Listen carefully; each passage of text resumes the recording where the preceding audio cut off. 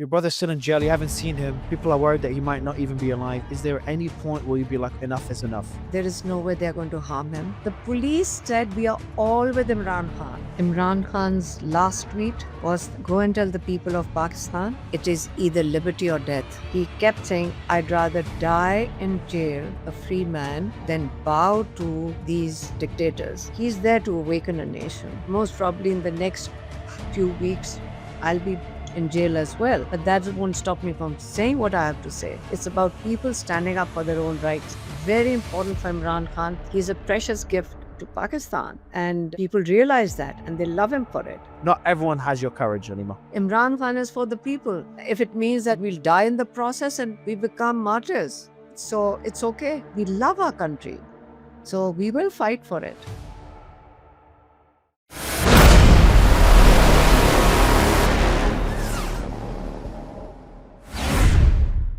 Hi, Aleema. How are you? Hi, Mario. How are you? Thank you for having me. It's a pleasure to speak to you again. I remember last time we spoke, we were talking about your health and what could happen to you and whether you'll be arrested, which I know could still happen any day. On a positive note, I'm glad you're still walking free. Um, but on a negative note, things don't look good at all. So I'd love you to give the audience an overview of what's happening in one of the world's biggest democracies or democracies right now and the latest developments with your brother, former Prime Minister Imran Khan. Oh, well, Mario, we take every day one day at a time. We have no idea how things turn, but our major focus, for 2.5 years has been Imran Khan, our brother, who's been in jail. It's 2.5 years now, nearly 2.5 years. And gradually they have reduced. In the beginning, when nearly over 2 years ago, we were able to, it was decided that Tuesday is going to be a family meeting day, according to jail manual, according to our, our constitutional rights. We have a right to meet a prisoner. Families have a right to meet a prisoner. Children have a right to speak to their parent, incarcerated parent, at least once a week. And in the beginning, his sons were allowed to maybe talk to him. It was managed maybe after once a month, or it was a bit of a struggle. But he hasn't been allowed to speak to his children for his sons for nearly 8-9 months now. And once maybe they gave him a chance for 3 minutes, which was sort of cut off, and the calls were cut off, and then another 3 minutes. And our family, including our cousins, my sisters, sometimes my brother's nieces or nephews, were able to visit him till beginning of this year. But gradually, it's the way they've done it. They've gradually reduced the visits. The party people, it was court-determined that party people known as friends were able to visit him on a Thursday, 6 people. And on a Tuesday, it would be at least 6 family members and 6 lawyers, keeping in mind that he has 300 cases, that he has to face 300 cases. He does need access to his lawyers. Gradually, they have sort of, for the past 8 or 9 months, uh, the family visits have become so sporadic. Maybe in the past 7-8 months, it's been 5 or 6 visits. And that also, that if we're all standing outside waiting to visit, after several hours, they'll suddenly say, maybe one sister can go and visit him. Or maybe other two sisters can visit. I'm generally not allowed. The only reason we've been able to see him in the past months was because him and his wife, Bushra Bibi, were facing a jail trial. And our lawyers told the judge that unless the family and the media is allowed into court, it's not considered an open trial, and he will not participate in the cross examination. So that was the only reason we were able to spend several hours with him. But the trial ended on the 16th of October. And that's the last time the lawyers and the family has been able to meet him. And after that, we did protest on every Tuesday. We would sit in several hours. Then, because of our sit in, my younger sister, Dr. Usma, was allowed in on the 28th of October. And then on the 4th of November, her and Bushra Bibi's daughter were the last people who met him. And since then, we have not been allowed any access. We have no information on how he is. And since the past few days, I'm sure you've also heard, there have been so many. I mean, since yesterday at least, there's been a lot of speculation about he's been moved from the jail. His health isn't, there's something wrong with his health, or he's been killed. As far as his that point is concerned, a lot of people have called us. Many channels have been trying to get in touch with us. M- Uh, our personal thought is that they would not dare even harm him. I mean, they just won't dare do that because simply because they know exactly what the consequences are. Because the people in Pakistan are already very angry. My sisters and I were in Peshawar yesterday. Yesterday morning, just to tell you how a normal day for us is, I appeared in a court hearing for myself in the morning in Rawalpindi in the anti-terrorist court. And the case against me is that I brought out Imran's message last year on the 22nd of November, in which my brother's message, Imran Khan's message, was that he wants people, his party or his people, he sort of gave a message to the people of Pakistan that you must come out for the rule of law, for democracy, because remember the elections were rigged last year, and he felt that there should be demand for a uh, investigation into the rigging. And the third was human rights, because a lot of people had been killed um, and after during 9th November protest, during 4th October protest, and he did ask for people to come out and protest for their rights. And so that is the case against me. And the judge wanted to start the trial, and what the lawyers felt was that he wants to hand over a conviction within a week of trial. So they, in the process that they wanted me to appear in court, our lawyers had challenged the jurisdiction of the court to hear this case.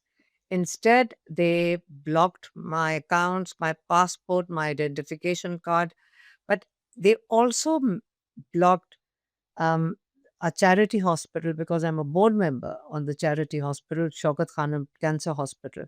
They blocked their accounts, and they blocked two accounts in Shaukat Khanum, and they blocked two accounts for the Namal University. And both these institutions, 70% people in Shaukat Khanum are treated free of cost, and 95% students in Namal University study on scholarship. So you block their accounts. So when our lawyer raised this issue with the judge said, I did not order uh, freezing of the charity institution accounts. So if the judge is not ordering it, then how can the State Bank of Pakistan block the charity accounts? There is no process of law. I mean, when Imran Khan says that the rule of law has collapsed, it has. That I stepped out to speak to the media about the blocking of Shaukat Khanum's accounts and Namal University's account. I had just finished speaking to the media. I turned around and there was police standing there. And I sort of moved to the side, and the police women came up to me and said, you can't, we've been asked to bring you back into court by the judge. So I said, but I came to speak to the media. Am I under arrest? They said, yes. So they took me inside, and the policeman locked the front gate of the courts. So when again our lawyer raised this issue with the judge and said, why was my client uh, sort of in a way, arrested outside. The judge turned around and said, "Well, I never ordered that. I never said that she should be arrested outside." So the judge basically wasn't giving these orders. Then it's just a little scary to think that uh, the decisions are coming and from elsewhere. So in the same case with Imran Khan, by isolating him, completely isolating him with no access, people have been asking us, how is he? We have to tell them we have no information. The only information we do get is from the media, because the jail authorities have made a statement that Imran Khan is well, he's in Adiyala jail, he's not been shifted, and his health is fine. So, am I supposed to believe a statement coming from the jail authorities in the news? I doubt if So they will even dare to harm him. That we do understand. so this is my question to you. Um, my question is why. So this is the former prime minister of a country, a very popular one at that. Independent polls put him at about 80%. And I won't go through exactly what happened with him. We've had many interviews, people could research it, but anyone watching this from the outside, I've covered democracies being shaken, being challenged across the world. And I've talked about Brazil, I've talked about Romania, and I've always said Pakistan is one of the worst right now in what's happening there, and it's on the edge, if not already past that edge of being no longer being called a democracy. So your brother is currently in jail. He's been in jail for almost 2.5 years, and for the first time now, they haven't allowed anyone to see him for almost 30 days, almost a month. Now, we've spoken before about him being in solitary confinement, his wife being in solitary confinement, his calls with his family, his sons, which he cherishes the most, being cut short, and being reduced gradually, as you said, visits by the family being reduced gradually. And what you told me before when I asked you why, you said to me, Mario, they cannot kill him, but they're trying to break him because what he's not doing, he's not accepting to reach any sort of deal with them. He's still challenging the current military establishment. He's still challenging what's happening in the country, and calling people to protests at different times. So their goal is to break him. Now, this time it's looking different because no one's seen him, and there is rumors about worries about maybe he's being slowly poisoned to make it look like a natural death. And I'm sorry, I'm talking about something that's very insensitive, but these are the times that we're currently living in. People are wondering whether he's even alive right now. We've talked about his health not being too well. And I think you or one of your sisters, I think one of your sisters convinced him to finally see a doctor because he's, a proud man that always wants to show that he's okay. But my question to you is, why do you think this time around they're not letting you see him? They promised you. Didn't they promise you that you'll see him today? And that doesn't seem that it happened. Well, today was his, remember, there's the jail trial that, and that the jail trial ended on the 16th of October. 16th of October, the judge tells our lawyer that, remember, it's 16th of October, he tells our lawyer that I need 3 days to write the judgment, and I'll announce the judgment on Monday. It was a Thursday. So I'll announce the judgment on Monday because I have to go to a wedding in Peshawar. That's what the lawyer came back to us and told us. So we waited that the date he's going to give now for the judgment is going to be Monday. So after half an hour, most probably, you see, as my brother always normally says it aloud in court all the time, that he's got to receive orders from a phone call. He's got to take a phone call where he'll receive his instructions. So next thing we know is that the date he gave was like 3 weeks away or 4 weeks away. So that date has been extending from 16th of October. It extended twice, and today was the date when there should have been a court hearing for his judgment. We know what judgment, generally they are going to convict him again. That's what they normally do. We expect that. But we were hoping to be able to meet with him. His lawyers, his family were hoping that today, uh, when there's a jail court hearing for the judgment, we'll be able to meet him. And last night, late last night, they canceled today's date, and now the new date is the 20th of December. So the way it appears is that till the 20th of December, we can't meet him. So why have they given 20th of December? Like if you want to give a judgment, you completed the case on the 16th of October. So why is the judgment moved to 6 weeks away? If you want to you convict him or release him or sort of whatever, uh, it should have been announced. So why they are delaying it, like last Tuesday, not this Tuesday, but the Tuesday before this, when we were sitting outside the jail, somebody came up and says, you are not going to get to see him till Asim Munir gets his notification. I said, what has Asim Munir's notification got to do with us meeting our brother? This is our legal right to meet him. So the, they said that it's not going to happen this month.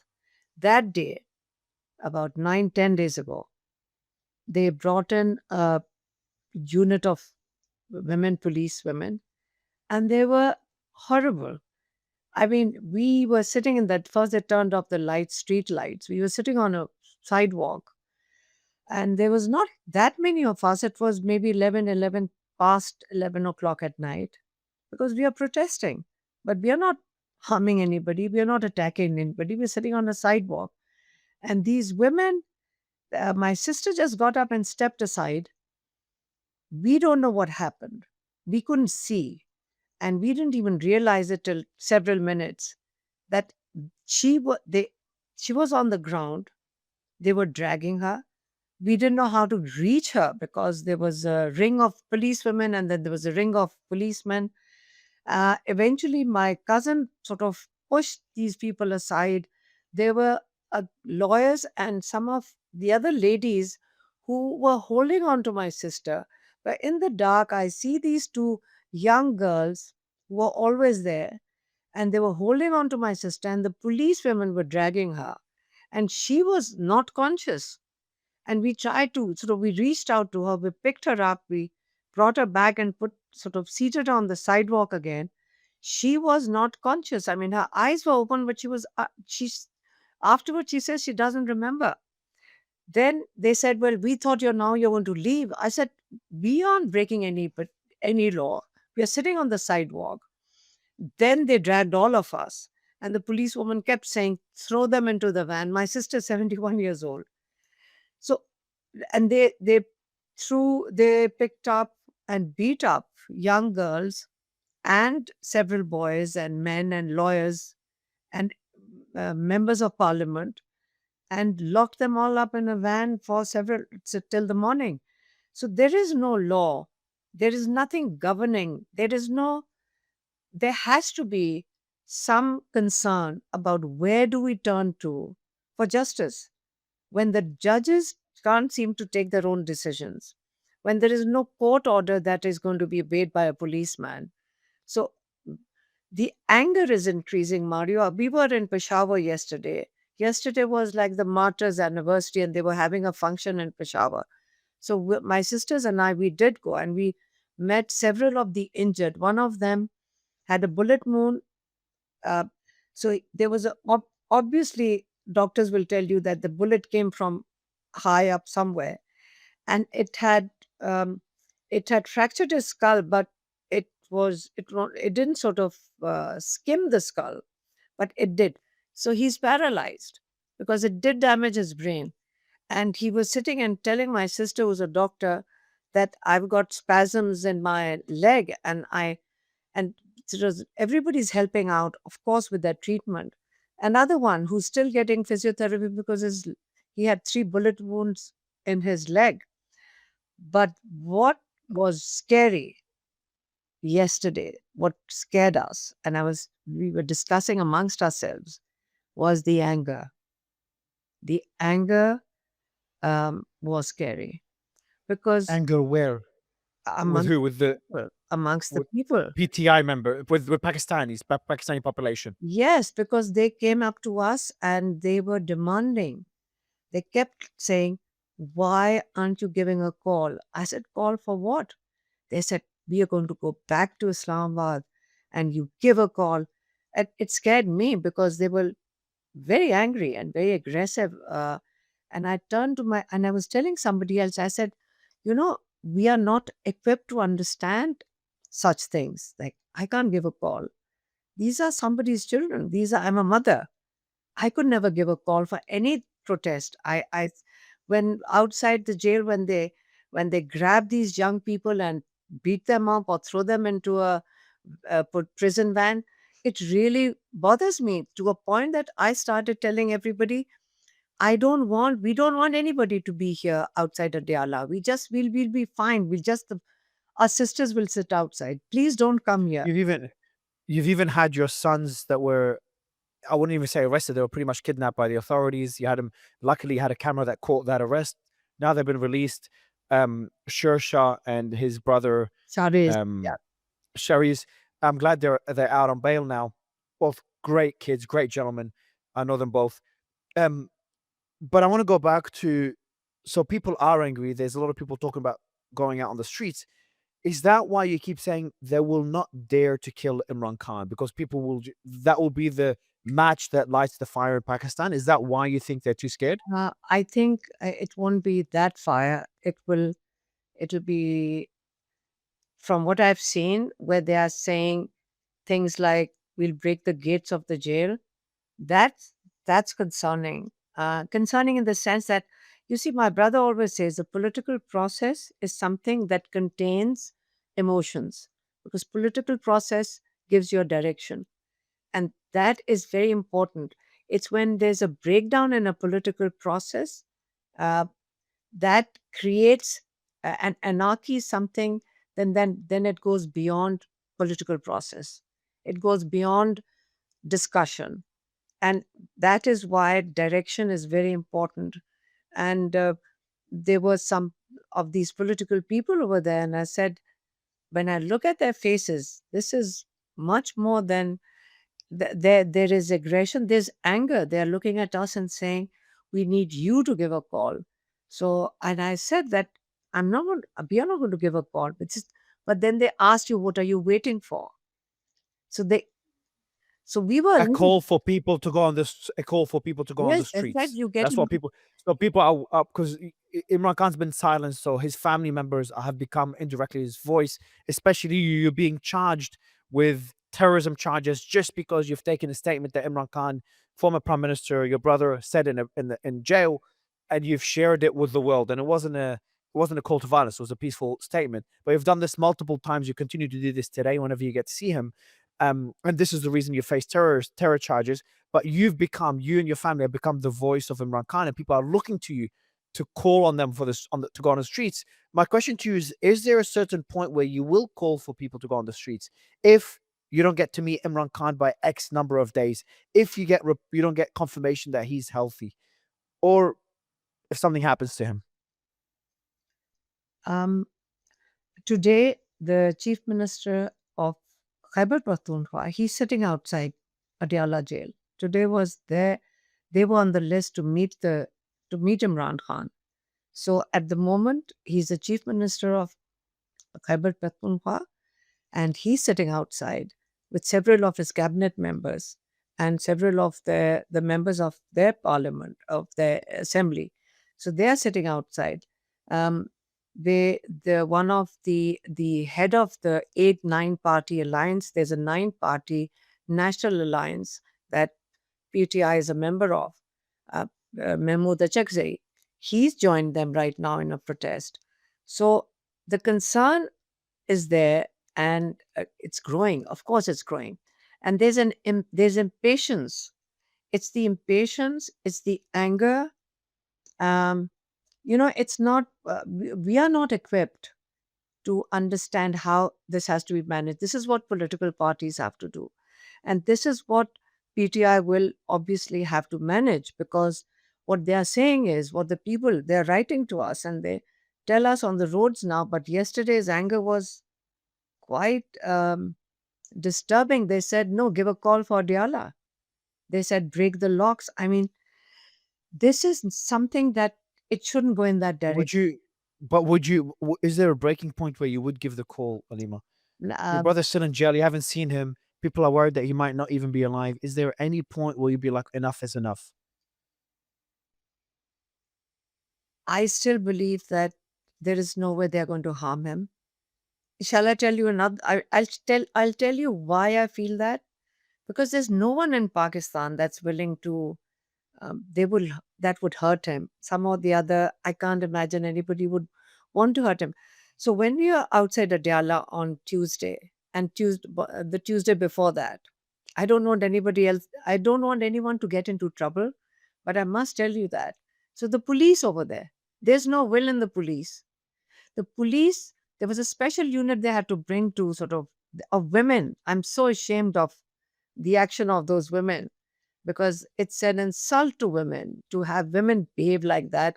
Maybe because they don't feel confident enough and they think there's a chief minister, woman, female chief minister, this ridiculous woman who's encouraging these women to behave like that, like thugs, so that they get promoted. But the young boys standing in riot gear, they turned to us. We were standing, they're like facing us, they're confronting us.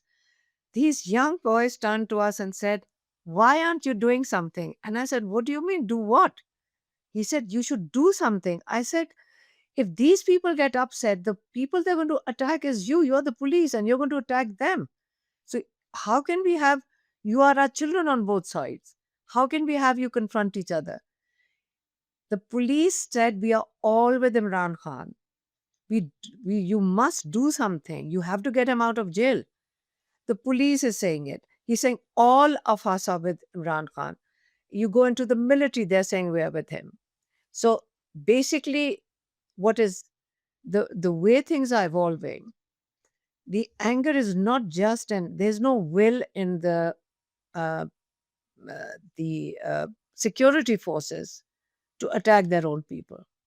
It's just not there, and So it's what are the options? But what, Alima, what are the options? So your brother's still in I jail. don't It's been know. 2.5 years.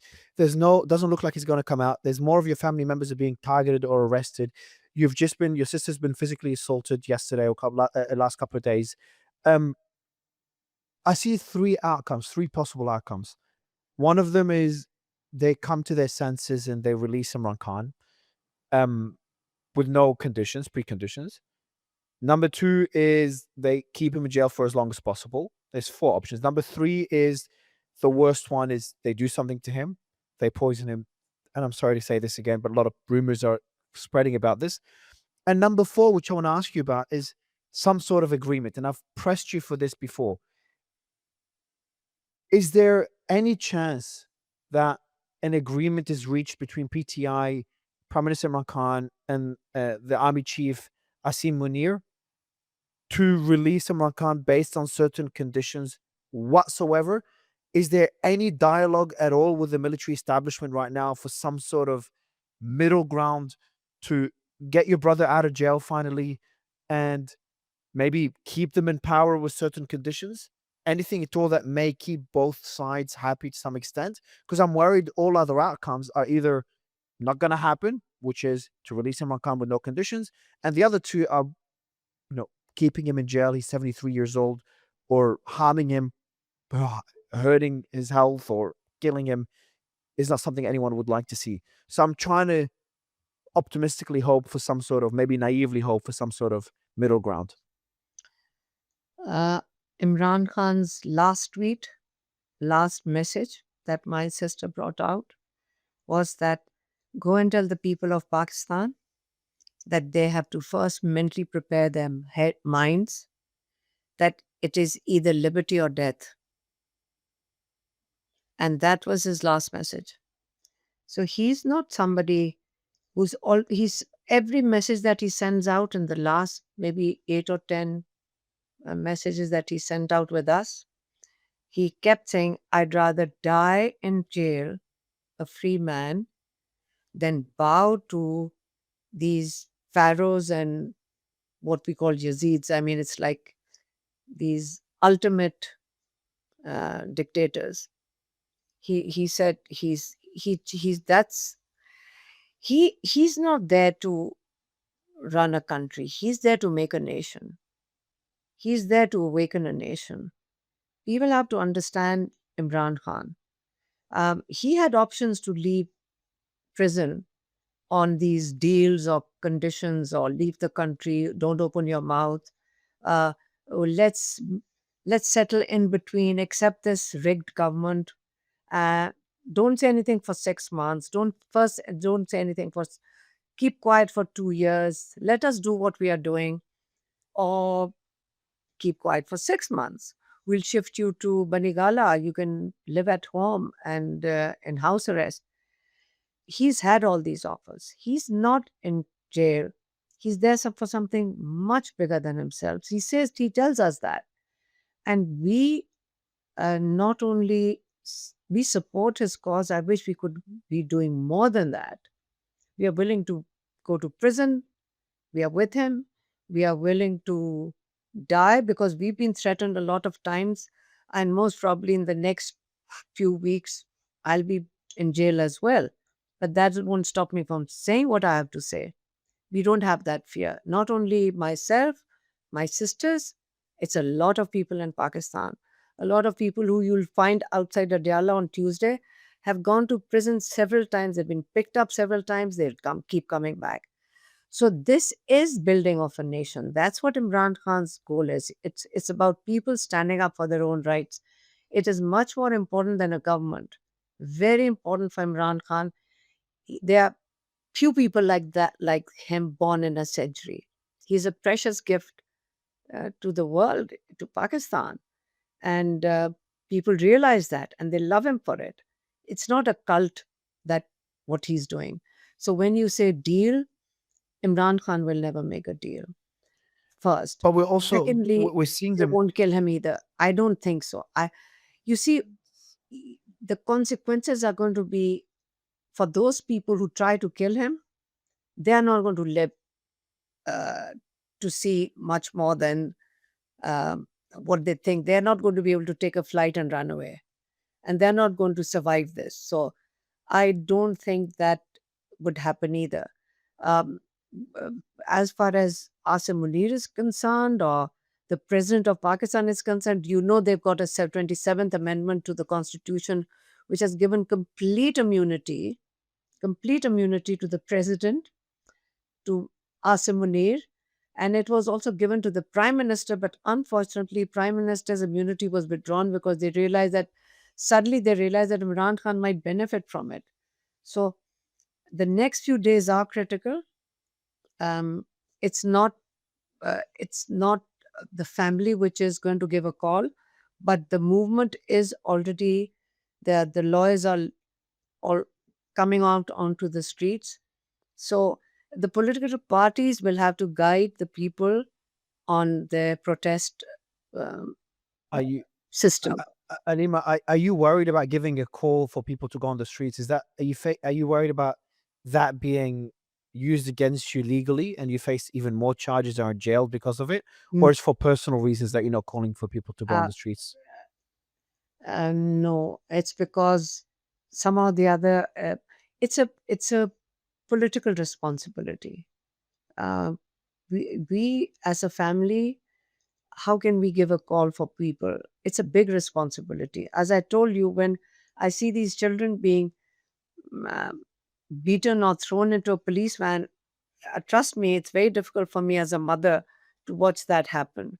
So, but the political parties have a process, and they are already organizing themselves. We know that the alliance is organizing protests, and they will be coming out. And the chief minister of KP, I think he's made some very strong statements today about, because if they do not give access, I think what the chief minister said, that he's going to block the province.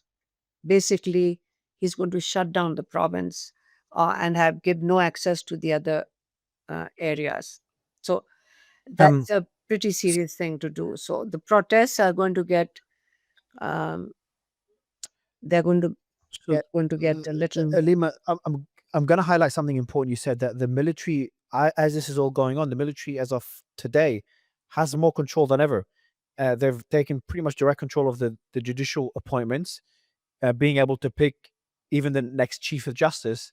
They've given themselves lifetime immunity for the army chief, the man that calls all the shots, Chief Asim Munir, and also for the president, as you said. The military pretty much controls the courts. Judges have started resigning, those who oppose this development. And the military can pick senior judges. So things are not looking good. And even geopolitically, because of various geopolitical reasons, the US and Trump has gotten closer to Pakistan. Again, that's for completely separate reasons, unrelated to what's happening in Pakistan.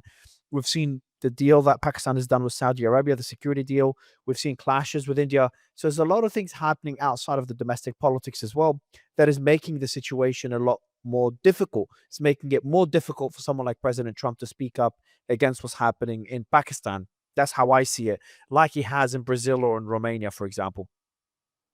Um, my I want to go back to the question, the most important question for me though, and the one I asked when we started the discussion is why are they not letting you see him though? It's been 24 days. Why this development? What is their reasoning? What is their goal? What are they trying to achieve?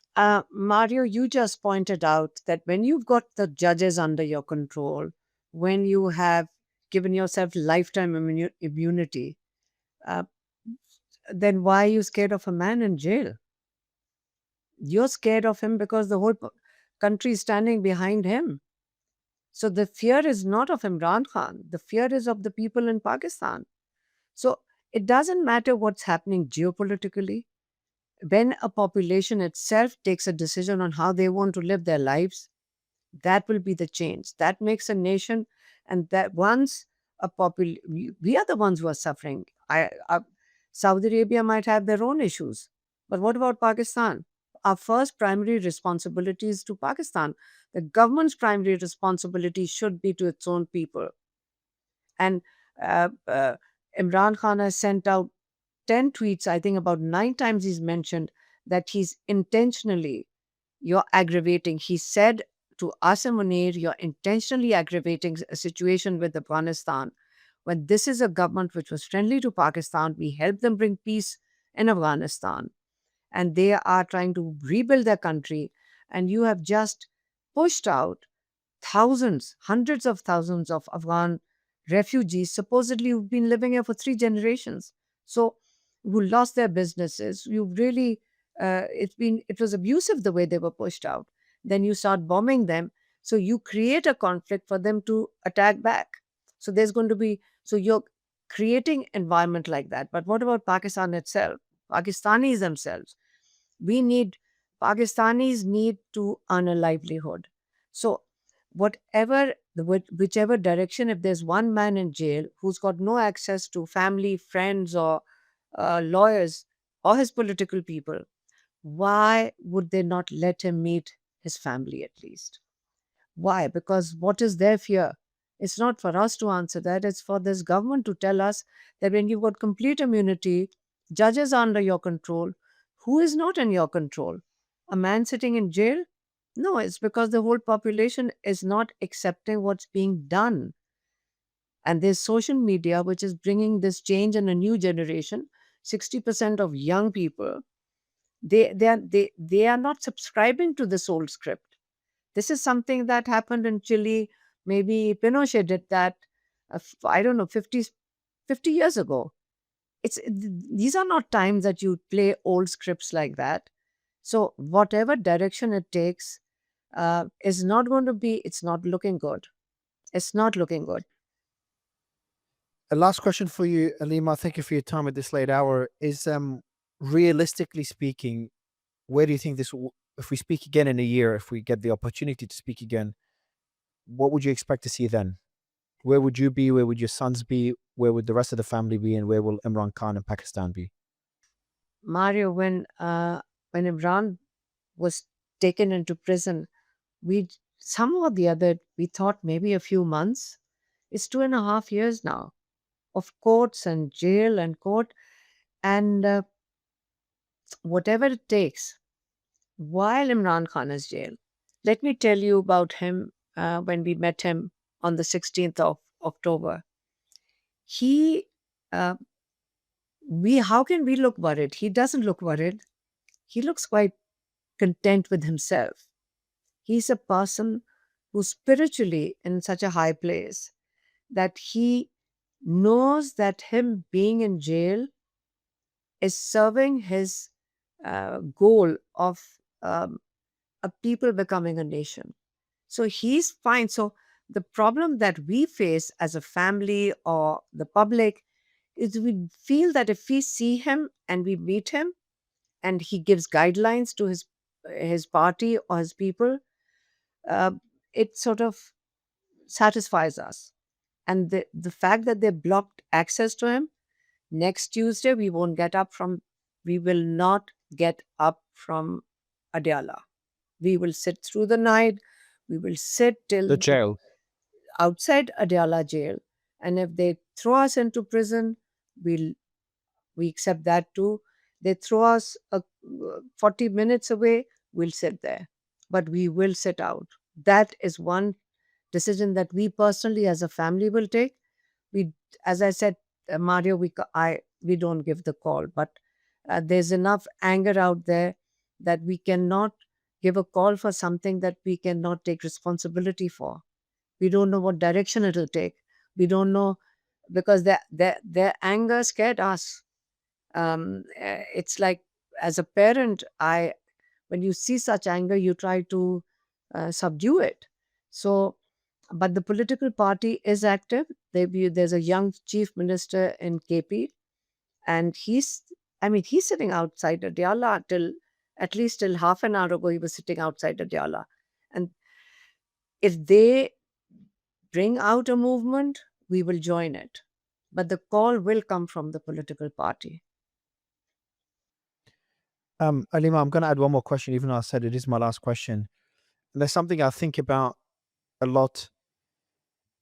Um, we've talked about you getting jailed earlier, and we also had your sons essentially kidnapped by the authorities and jailed for a period of time.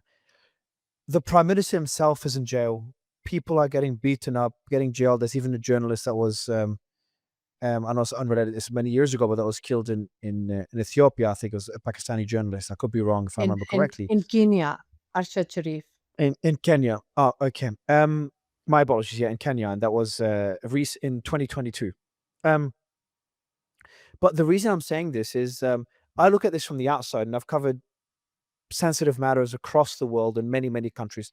This one worries me the most. It's like even before this interview, the first thing I did is I told my team, guys, I'm a bit paranoid. I'm like, look, increase security. When I do an interview about the Pakistani situation, and that situation worries me. Seeing what the establishment is doing in the country, and I'm a foreign Australian journalist protected in different countries, etc. So I'm not even close to facing, not even tiny bit close to what Pakistanis are facing. Anyone that speaks about Imran Khan, Imran Khan's name was, I don't know if it still is, but was banned from television.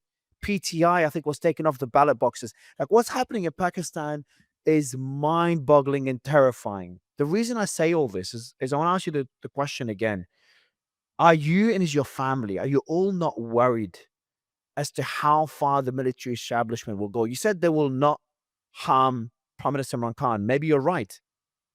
But I'm sure you would have said they wouldn't have jailed him. You said when they first jailed him, you said it will be just a few months, and now it's 2.5 years. So they're already doing things that you did not expect. So my question to you is, aren't you worried they take it a step further? They seem pretty adamant at making sure this matter is buried and they remain in power. That's at least how I see it. Uh, uh, Not to forget that my nephew, who's got he's convicted for Of 10 years course, of through course. military court. My He's in jail right now. son Yeah. Niazi, he's already in jail. My brother, my nephew, and there's hundreds of others who are already convicted, and thousands of them facing trial. But somehow or the other, if you come to Pakistan and you come to the anti-terrorist court, you will not see anybody with fear on their faces. And that's the anti terrorist court that we go to. Uh, Neither the police, are the people who are attending. So I feel when there's no general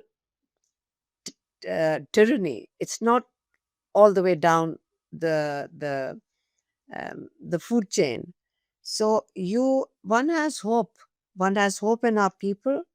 One has hope that we have Allah protects us, and Allah, we pray to Allah that you will guide us and you will protect my brother and all the people who are in prison.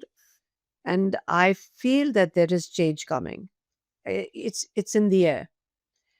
There's some sort of a feeling that everybody seems to have now in Pakistan. We've gone through the period of fear, silence, absolute fear. We've seen absolute fear in 2023. We have seen, then we saw anger, but what we see right now is beyond anger now. There's something more to it. And I do feel that we are moving towards some sort of a change. And we are 250 million people, we sort of, we are a very large population. You can, my brother repeatedly sends out the saying of, um, or whom we call refer to as Hazrat Ali, the Prophet Muhammad's nephew, and his cousin and his son-in-law. He all his and people over here commonly uh, repeat this, that you can live in a, society without um, any religion. You can live in a society as long as there's rule of law, but you can never survive. No government can survive, no people can survive in tyranny. That cannot last. So, tyranny will not last. It just doesn't last. And it will come to an end. We feel it. It's a feeling I have that they will not harm him because the I policemen, hope you're right. uh, I just feel it's just not possible because everybody, anybody up and down that food chain of command is not going to survive it. I'm telling you, it's not just myself, it's about everybody. I think 80-90% of this public will not accept it. And there will be no government left after that. And there'll be nobody who's going to survive it. That's how serious it is. That's why when we were meeting these young people yesterday, they kept saying, we have to give a call to Adiyala jail and we'll take him out of jail. So you don't want that sort of anarchy either. So it's got to be a political process. They have to understand that they can't do that. And how can you how can you be a tyrant in a country in current day and age just because you feel that you've got support from other governments overseas? For that matter, Mario, now that you mentioned about the geopolitical situation, Pakistan is a member of Commonwealth, and this is a discussion one day. We keep forgetting that Pakistan is a member of Commonwealth. We don't even know. Don't you think all these organizations or these charters are becoming redundant? I think even the UN is becoming redundant. I don't think it has become like a one big business. Why are we a member of Commonwealth when the three main points of that charter are uh, democracy, rule of law, human rights? If these are the principal values of the Charter of Commonwealth, how come no Commonwealth member has raised their voice for the people of Pakistan? So what is the point of being part of a geopolitical, like an international global family, when nobody speaks up? Because it's not for the interest of the population, but you're of the people of a country. But you don't speak up because of what you just said is geopolitical situation, which is interests which concern them. It's like not in our self-interest. So it doesn't matter what sort of a tyrant exists in one country, while you speak about democracy. So what happens in Pakistan, and they say that two people asked me this, journalists asked me this question: Are Pakistan is Imran Khan anti-West? Imran Khan is only pro his people. Nobody's anti anybody else's country. We are not interested in any other country. We do not wish. Imran Khan has always said that we should be a community of friends. We speak as partners. We do deals with countries for common benefit. But you cannot be a client state because it doesn't benefit. Imran Khan always said that my primary responsibility is the people of my country. And that's what every political government will say. So when you just said that Pakistan has a contract with uh, uh, Saudi Arabia, Saudi. so what benefit is it to Pakistan? What is the benefit to the people of Pakistan if there's a tyrant sitting on top of a country, but helping another country? M- Military forces, security forces, they they need the backing of their people. They need the backing that their people stand behind them, their countrymen stand behind them. So when you don't have the backing of your own people, it's not um, th- the morale of a military is deeply affected. You have to keep in mind that my husband was in the Air Force, and if you and a lot of our family members are in the military, have been in the military, and still are in the military. So it's very important for the people of a country to support their security forces. And at the moment, there's a low morale simply because the people are very angry with their military forces. Mm. Alima, I really hope, I've said this before and it's looking more and more grim, but I really hope in a year's time I'd be able to sit with you in person in the beautiful country of Pakistan, sit with Prime Minister Imran Khan, the rest of the family, and even the person that everyone is criticizing right now, the army chief, Asim Munir, the current president, Sharif. I hope this ends well for the country and for Imran Khan. I hope justice is served at the end of this. Um, I just don't know how we'll get there, and it's looking grimmer and grimmer. But I also respect your fight, that and you, of you and your family, and even your sons, everyone else, but especially yourself, always coming doing this interview despite constantly being threatened with going to jail, facing charges just for spreading the message that Imran Khan is asking you to post, and you continue doing that. So I respect and admire your courage, and I hope things end well over the next few months. Thank you for your time, Alima. Thank you, Mary. But you can come to Pakistan even now. What's stopping you? It is. Come and visit. Look, seeing how bold. I would love the country. I've been invited more than once. I love the country. I've never been. I really would like to go. But just seeing how far they've gone to silence you and everyone related to Imran Khan, um, it's it's probably the top of the list of the countries I wouldn't go to. That's how, and this is sad. This is a democracy as part of the Commonwealth. This is so sad that Pakistan has gotten to this level. It is so sad. Um, but I hope to, I respect your optimism and I hope to share it soon as well. Thank you, Mario. Thank you for having me. Thank you, Alima. Good night. You're stronger than me, Alima. You got more courage than me. I'm a chicken. It's too scary. No, actually, if you're in a situation, it doesn't look that bad, by the way. If you're in a situation, it isn't somehow or the other. You have you ever wondered how people lived through 5 years of World War or First World War or Second World War? I used to wonder how did people get through a war? Me too. Me too. Um, but when you're in a situation, you deal with it as it's happening. So you Survival actually instincts. you lose your fear. Adapt. You get no, and you lose fear. One thing that happens is that I see people who've been through this for a couple of years. They are jolly, they are happy, they are joking. Even in the world wars, if I used to read about that, they were dancing in the street, they were happy and they were joyful. So you wonder, you're in the middle of a war. How does that happen? So we are in the middle of a war, and yet the so I suppose that's what the war does, or hard times do to people, that it builds them up. It doesn't destroy Mm. people, it builds them up. So what's I- happening in Pakistan is building people up. It's building everybody around us. We don't see fear around us. So there are advantages to this. It helps maybe build a nation, and we pray for Pakistan.